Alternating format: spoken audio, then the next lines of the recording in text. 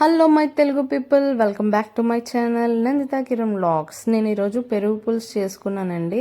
పెరుగు తిని తిని బోర్ కొడుతుంది కదా, కొంచెం వెరైటీగా ఇలా చేసుకుని తింటే బాగుంటుంది, డైలీ రొటీన్గా కాకుండా.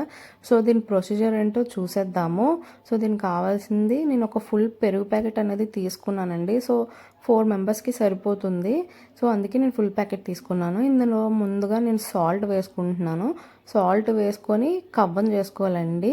ముందుగా మన దగ్గర ఆ చెక్కవి ఉండేవి కదా, కవ్వం చేసుకునేవి, అది ఉండేదండి, అది ఊడిపోయింది. సో నేను అందుకే ఈ బీటర్ తోటి నేను బీట్ చేసుకుంటున్నాను. సో చూసారు కదా, ఇలాగా ఫుల్గా కవ్వం చేసుకుని పల్చగా రావాలండి. అంటే అసలు ఉండలు ఉన్నట్టు ఉండకూడదు పెరుగు పులుసు ముఖ్యంగా. సో నేను ముందుగా ఉల్లిపాయలు, కొత్తిమీర, పచ్చిమిర్చి, కరివేపాకు, ఎండుమిర్చి కట్ చేసి పెట్టుకున్నానండి. సో నేను ఇందులో కొన్ని ఉల్లిపాయలు వేసుకుంటున్నాను, చూసారు కదా. సో మళ్ళీ దీన్ని బీట్ చేసుకోవాలండి. ఫుల్గా పడుతుంది, మజ్జిగకి పడితే మనకి తినేటప్పుడు కొంచెం చలవ చేస్తుందండి ముందుగా కలిపి పెట్టుకుంటే. సో నాకు సరిపోలేదు అనిపించింది, అందుకే మళ్ళీ నేను ఉల్లిపాయలను వేసుకున్నాను. మళ్ళీ వేసుకొని నేను ఫుల్గా కవ్వం చేసుకుంటున్నాను, చూసారు కదా. సో నేను ఈ రిమైనింగ్ అన్నీ నేను పోపు దినుసుల కోసం అని ఉంచుకున్నానండి. బాండీ పెట్టుకొని ఆయిల్ వేడి చేసుకున్నాను. సో ఇందులో జీలకర్ర, పోపు దినుసులు వేసుకుంటున్నాను.